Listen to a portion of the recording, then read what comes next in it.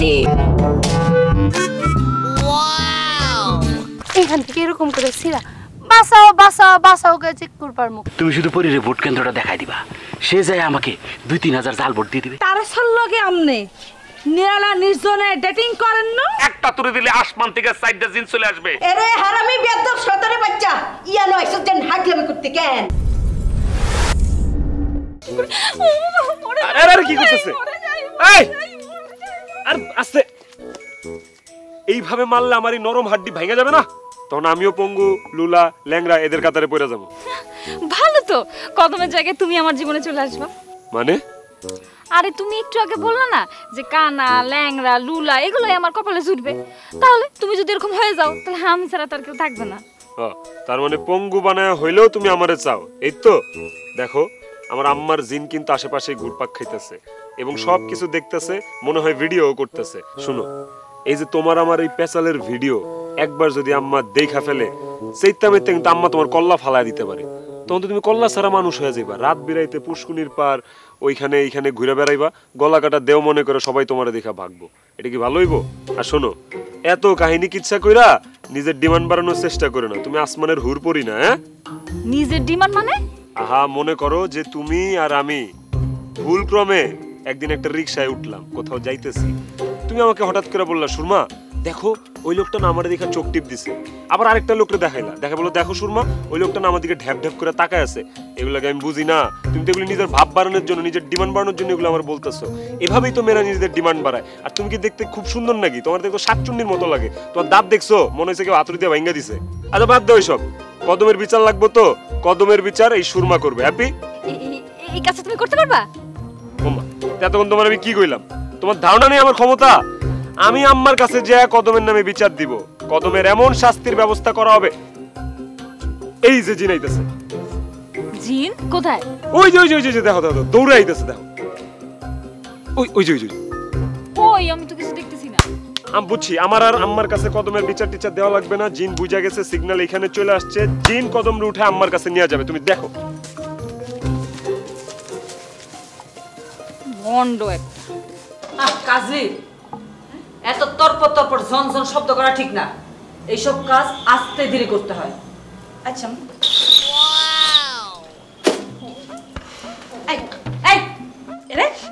এরে কদম, তুই এই সময় কি লিয়ে আসছিস? হ্যাঁ, অনসে আমার কাছে রোগী আইনের টাইম, এই সময় ডিস্টার্ব করিস না। যা সাই যা।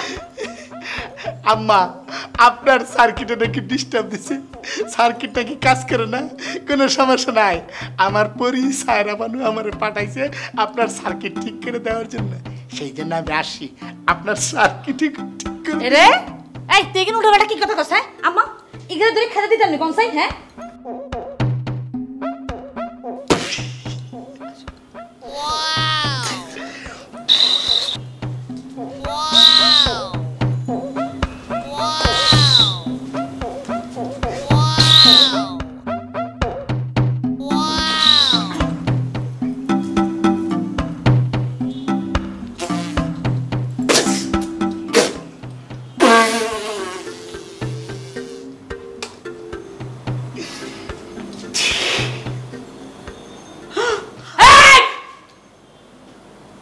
ধুন ফোন শুরু করছস না? এতক্ষণ চুপ করে আছি। কদমা দে মালাটি দে। এই যে আম্মার সার্কিট কাজ করতেছে। আম্মা আম্মা, আমি আপনার সার্কিট ঠিক করে দিছি। এখন আপনি যতই জিন পরি যারে যখন ডাকবেন তখনই আসবে। পরি যে একটু একটু টাঙ্কল করি। হ্যালো হিংকু লে মেসি পিপলা তুরমা হুলি ইয়া রে রে মিকিউ। আরে বাই কর, যা যা যা যা যা।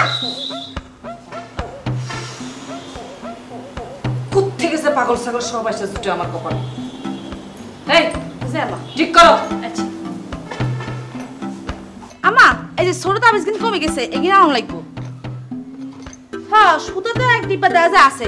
ও আম্মা, আগরবাতি কিন্তু শেষ হয়ে গেছে, আগরবাতিও লাগবো আনো। কি বলে পাগল সে যেন কোথায় রয়েছ সে। সুরমা মাথা নিচু করে চলাফেরার একটা প্র্যাকটিস করতেছ। কাছে আসো বন্ধু, আমার কাছে খুব ভালো লাগছে, এত ভালো লাগছে প্র্যাকটিসটা ঠিক রেখে, বুঝছো?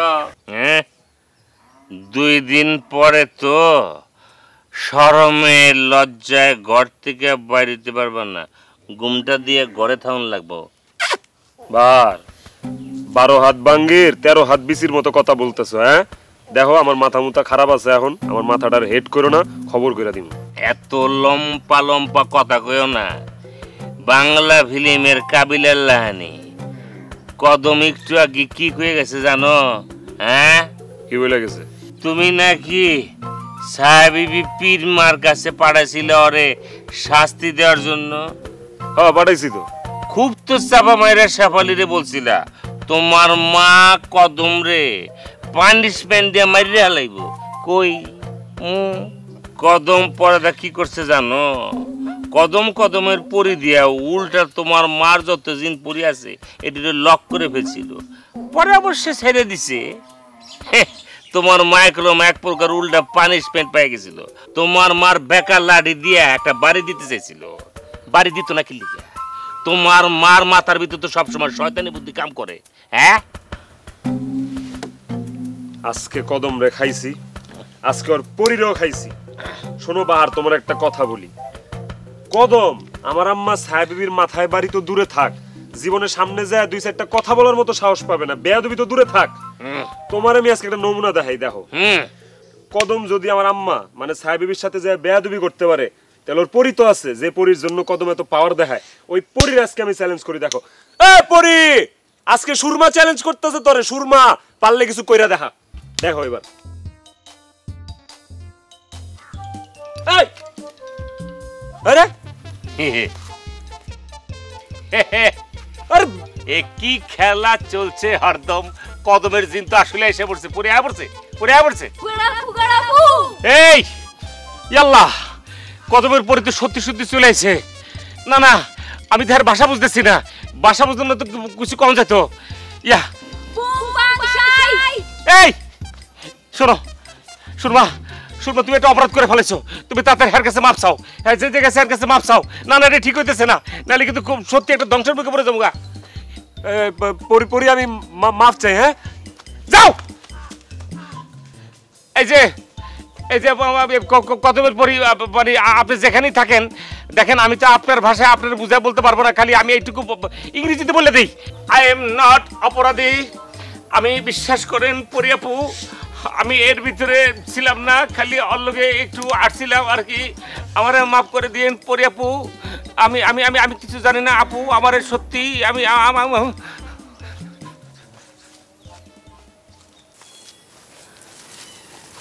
ভালো আছো? হ্যাঁ আছি। মনে মনে আসলে তোমার কথা মনে করতেছিলাম, মেলা দিন বাঁচবে। খুবই ভালো লাগতেছে যে তোমার সঙ্গে দেখা হয়ে গেল। আচ্ছা কিছু মনে করো না, তোমার একটা ফুল দিব, তুমি কি নিবে? নিব, কিন্তু এত তাড়াতাড়ি যে আপনি ফুল পর্যন্ত চলে যাবেন বুঝতে পারি নাই।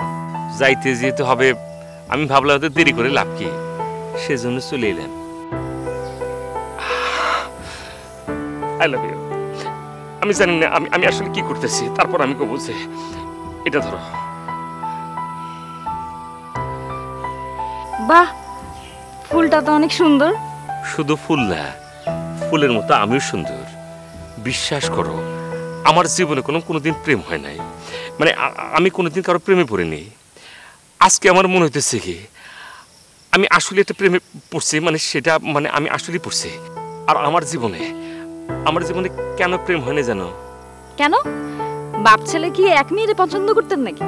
এই আল্লাহ, সিসি কি বলতেছো তুমি? একসি মানে না না, তুমি তো সত্যি আমার বুকের ভিতরে মিসাইল ঢুকাই দিলা। মানে এরকম কোনো কিছু না। সত্যি কথা বলতে কি আরো বড় ধরনের প্রবলেম ছিল। মানে আমার বাপ এরকম একটা মানুষ ছিল যে কি বলবো তোমাকে, মানুষ ছিল কি এখনো আছে, থাকা না থাকে একই সমান। উনি ছেলের খরচের জন্য 10টা টাকা পর্যন্ত দেয় না। আচ্ছা, একটা ছেলের খরচের জন্য যদি 10টা টাকা না দেন তাহলে পরে ওই ছেলেটা কিভাবে চলবো? একটা যে বডি স্প্রে কিনবো, একটা যে সেন্টমেন্ট কিনবো, শরীরের ভিতরে লাগাবো, ভালো একটা পোশাক পরবো, সে উপায় তো নাই। মনে করে আজকে যে শার্ট দেখতেছো সেটা কিন্তু এক প্রকার দাঁড় করা।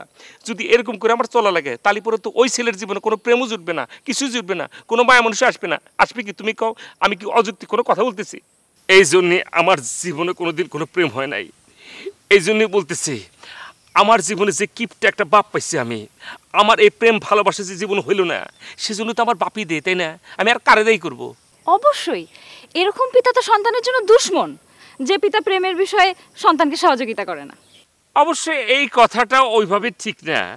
মানে আমার কথা হচ্ছে কোনটা, মানে আব্বা হয়তো বা এখন আমাকে প্রেমের ব্যাপারে তেমন একটা সহযোগিতা করতেছে না, কিন্তু এমনও তো হইতে পারে উনি ভাইবা রাখছেন যে বিয়ের পরে, মানে উনি নিজে একটা সেটেল ম্যারেজ আমার জন্য ভাইবা রাখছেন, সেই সেটেল ম্যারেজের পরে এমনও কইতে পারে যে জাতর বড়ি নিয়ে ঘুরে আগা 100 টাকা দিয়ে বলতে পারে, পারে না?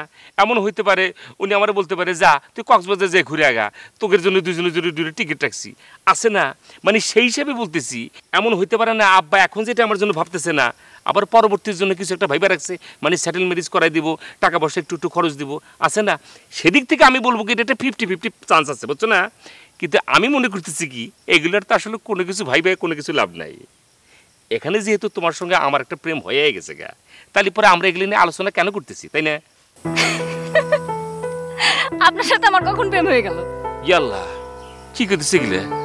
এই মাত্র না তোমার ফুল দিয়ে আমি বলে ফেলাইলাম যে আই লাভ ইউ। আরে ফুল দিলেই কি প্রেম হয়? তাহলে প্রেম কিভাবে হয় আমার কও। এই যে এখন তুমি বাসায় যাবা, বাসায় গিয়ে ছাদে উঠবা, ছাদে বইসা তুমি সারা রাত ভইরা আমার কথা ভাববা, আর আমার কথা ভাবার পরে তোমার ভিতরে কি ফিলিংস হয় সেটা আমারে বলবা। আসলে কি আমার বাড়িতে কোনো ছাদ নাই, আছে না যে ছাদের উপর উঠে তোমার নিয়ে ভাববো, সবই যে টিনের চাল, টিনের চালের এইখানে ওইখানে, মানে আমি আসলে কোথায় তোমাকে নিয়ে ভাববো আমি নিজে বুঝতেছি না। তুমি তো দেখে একদম চরম লেভেলের বলো, কোথায় নিয়ে ভাববা সেটা আমাকে বলে দিতে হবে। একটা কাজ করো, টয়লেটে বসে বসে ভাবো। টয়লেটে গিয়ে ভাববো করে কি ধরন? ইয়াল্লা, না না তুমি ঠিক কথা বুঝছো তো, কারেক্ট। মানে আমি না, মানে আমার জীবনে যেটা ঘুরছিল আর কি, একটা মেয়ের পছন্দ করছিলাম, তো সেই জায়গা থেকে আমি মেয়ের একটা চিঠি লিখছিলাম, মানে ওই সময় পত্র নিতে হইতো তো এরকম টাইপের আর কি। মেয়ে পরবর্তীতে আমরা জানিছি কি সে নাকি আমার চিঠিটা দিয়ে টয়লেটে যেয়ে পড়ছে, তারপর নাকি আমাকে নিয়ে ভাবছে, মানে এই কথা কিন্তু পরের দিন সে এসে আমার বলছে না না ঠিক আছে, তো তোমার কথা তো ঠিকই আছে। কেন টয়লেটে গিয়ে কেন পড়ছিল? আরে বাবারে সোজাই সাপ, ওর বাপ্পার কাছে যদি আমার চিঠি না ধরা পড়ে তাহলে পরে তাপাসি দিয়ে বাড়ি খাইব, সেই ডরে মনে করে যে ওই যে টয়লেটে যে ভাবছে মানে পড়ছে, আছে না? আচ্ছা ওই মেয়েটা এখন কই? মেয়েটা তো এখন ওহা, ওর বাপ তো সরকারি চাকরি করে, এ মনে করছে বদলি হয়ে চলে গেছে গা, এরপর থেকে কিন্তু আমার সঙ্গে কোনো যোগাযোগ নাই। ও তাহলে তাহলে এখন গিয়ে ভাবো, ভাবার পরে আসো। হ্যাঁ ভাবি, তুমি যে জায়গার কথা বলছো সেই জায়গায় যাই হইলো ভাবি, আমি তাহলে পরে যাই। এই মধুলগনে মালার চন্দনে লালা লালা।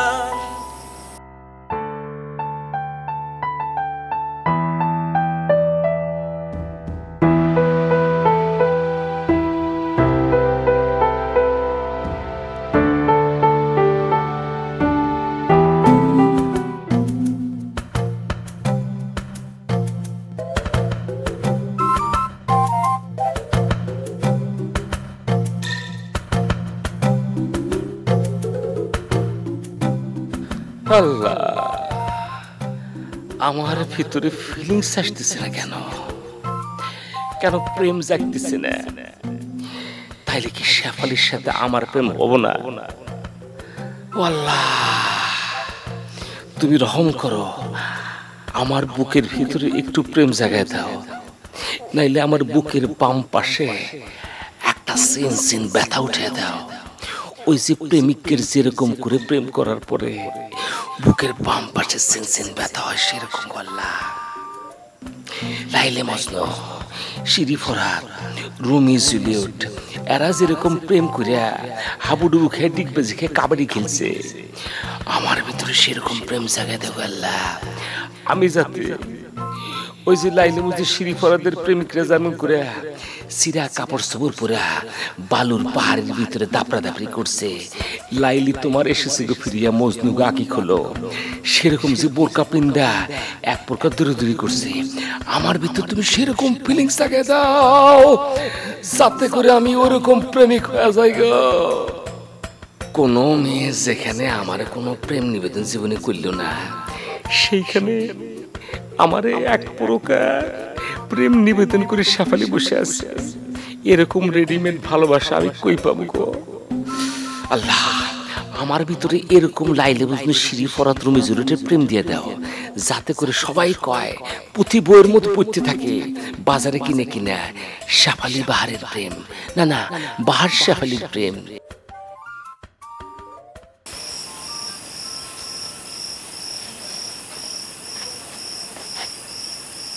শেফালি, শেফালি, এ শেফালি,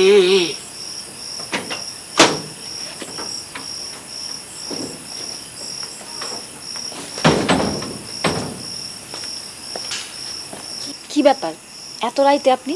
আমি রাত থেকে তোমার কথা ভাবতেছি, আমি স্বপ্নের ভিতরে তোমার কথা ভাবার চেষ্টা করতেছি, কিন্তু কোনোভাবেই স্বপ্নের ভিতরে তুমি আসতেছো না। মানে আমি যে কি করব বুঝতে পারতেছি না। আমি দেখতেছি কি সোলাই খায় আমি রাস্তায় গান গাইতেছি, মানে কেমন টাইপের গান গাইতেছি কি আমি তোমার বুঝাই করতে পারবো না। আমার এমন হইতেছে কেন? আপনি এত ঘুমান কেন? ভাববেন সারা রাত জায়গা। এর ভিতরে ফিলিংসই তো আসলো না, তার মানে কি তোমার সাথে প্রেম হওয়ার আমার কোনো সম্ভাবনাই নেই? অবশ্যই হইব, কে বলছে হইব না? আমারও সেটা মনে হয়, এটা হইতে হইব, নাইলে পরে তো আমি সবচেয়ে বড় দুর্ভাগ্য হয়ে যাবো, আমি সবচেয়ে বড় এতিম হয়ে যাবো। আমার কাছে কেন জানি মনে হইতেছে আমার জীবনে তো কোনো প্রেম হয় নাই, এটি আমার জীবনের লাস্ট প্রেম, এটি আমার জীবনের মনে করছে সম্ভাবনা একটা প্রেম, তা নেই বলে জীবনে কোনো প্রেম হবে না। আমি আর সম্ভাবনা দেখতেছি না, প্লিজ। কেন আমার এত ভালো লাগছে? শুধু ভালো না, অসাধারণ ভালো লাগছে। আমি ভাষায় প্রকাশ করতে পারবো না তোমার কেমন ভালো লাগছে। ভালো লাগার উপরে যদি কোনো কিছু থাকে সেই ভালো লাগছে। কারণ তুমি তো আমার কাছে কোনো বাদাম খেতে চাও না, চাইনিজ খেতে চাও না, ঘুরতে চাও না, গাড়িতে উঠতে চাও না, অনেক কিছু চাও না, মানে সিনেমা দেখতে চাও না। এখন আমি যদি তোমার কাছে 100 টাকা উল্টে চাই সোলাই খাওয়ার জন্য, তুমি কিন্তু সাথে সাথে আমার দিয়ে দিবা না। আমি কিন্তু এখন এই টাকাটা চাবো না, চাওয়ার সময় আসলে তারপরে চাবো। আমি বুঝি না কখন চাইতে দিব, আগে প্রেমটা হোক, তাই না? অবশ্যই দিব, আপনি চা দেখেন। পরে চামো, পরে চাইতে হবে, এখনই না। আমি বুঝি না কখন চাইতে হবে, আগে প্রেমটা ভালো করে তৈরি হোক তারপর। এখনো প্রেম তৈরি হয় নাই? মনে হয় হব। তোমার হাতটা একটু দিবা, হাতটা ধরে একটু দেখতাম যে প্রেমটা তৈরি হয়েছে কিনা। তোমার হাতটা, আল্লাহ গো,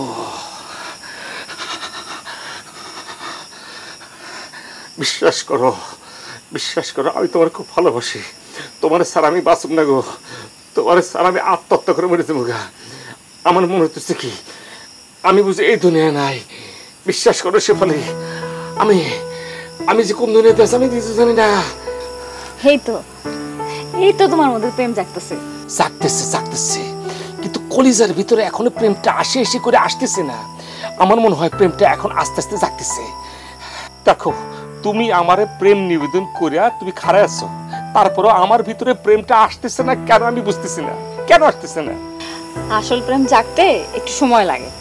সত্যি সত্যি, তাহলে পরে তুমি আমার 100 টাকা দাও, আমি চুলাই খেয়ে দেখি প্রেমটা আরো জাগ্রত হয় কিনা।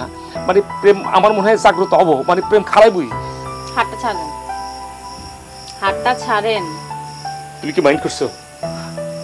তুমি কি সত্যি মাইন্ড করছো? আমি তোমার কাছে টাকা চেয়েছি, আমি খুবই দুঃখিত, আমি টাকা চাইব না। আরে না, মাইন্ড করবো কেন? ওই সুরমা, সুরমা তোরে আজকে আমি মাইরে ফেলামো। সুরমা, আমি সুরমা না। খাইছি খাইছি খাইছি। আরে বাহার, গরুর ট্রিটমেন্ট আর নিজের উপরে সামাইতেছি। এই যে মনে করেন লেবু হাতা, এটা গরু খায়, গরুর একটা ট্রিটমেন্টের জন্য দিই। আপনি বলছেন আর মুখে গন্ধ এলাই। আপনার না পাগলের ডাক্তারের কাছে যাওয়া উচিত।